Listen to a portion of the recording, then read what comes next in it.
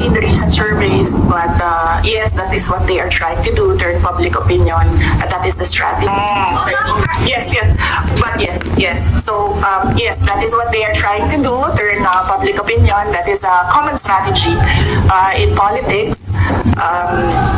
Black propaganda and everything. Will it hurt my chances? I'm not yet a candidate.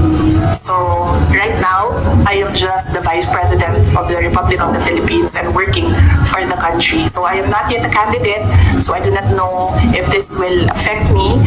Maybe my decision in 2026 will consider what is happening right now, but I cannot really say finality what will be the considerations for me to decide to run for president. As I said, just give me the last quarter of 2026. I think that is the best time for any presidential candidate to decide to run.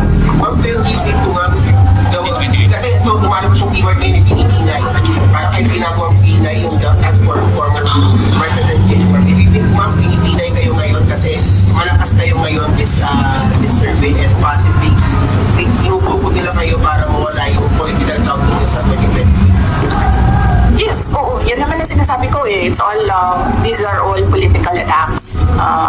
From the attack from the left on the confidential funds, the meeting with the Speaker of the House of Representatives, and the attack on the budget, and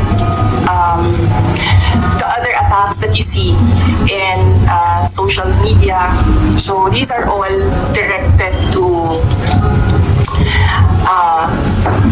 remove me from the race, yes, and then of course remove me from office. Ay, that needs a sit down. Ay, naku. Talaga, sasabihin ko sa'yo, you know, paano ko nalaman na gusto ni, na plano or gusto ni Martin Romualdez na mag-president? Ay, naku. Talaga, sabihin ko sa'yo. And it is personal knowledge. Kasi narinig ko talaga. I was there. So kaya alam ko sa simula pa lang, narinig ko yun, okay. Wala lang din sa akin yon. Kasi lahat naman pwedeng tumakbong presidente. Diba? Ang hindi ko lang in-expect, yung gagamitin mo yung buong gobyerno para sirain yung isang tao. Yan din. Kailangan magdesisyon ng taong bayan. Gusto niyo ba ng Vice President Martin Romualdez? Yan ang tanong. Kasi, yan naman kasi talaga yung plano niya. So, kailangan mag-decide ng taong bayan if you want somebody sitting there na hindi ninyo binoto.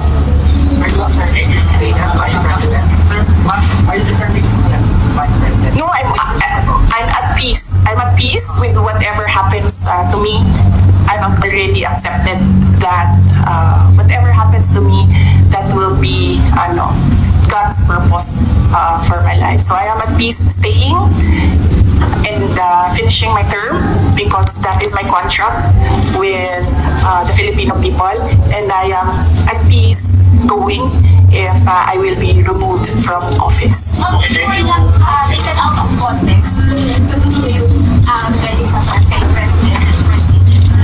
Hindi ma'am, ang tinake out nila of context is tinanggal nila yung kung yun at iniwan lang nila yung gusto nilang gamitin. Yun yung sinasabi ko na taken out of context. Dapat when you appreciate the message, you should take all the words together and not just take out the things that you want to use against the person. Yes, sir. First time na magyayari yan. Siguro itong klaseng setup. Kung mabos na ganito at saka kung katuloy yung sitwasyon ng iwan. Sa mga kasi sa mga people, yes sir. Kasi sila din naman yung gumawa nun, sir. Ang sinasabi ko lang naman sa kanila is, kasi sinasabi nila palitan, sir. Mahirap kasi security is fundamentally a trust and confidence position. So it's difficult to entrust your life to somebody you really do not know, and they just put there by somebody who you do not trust as well. So it's a very difficult position, and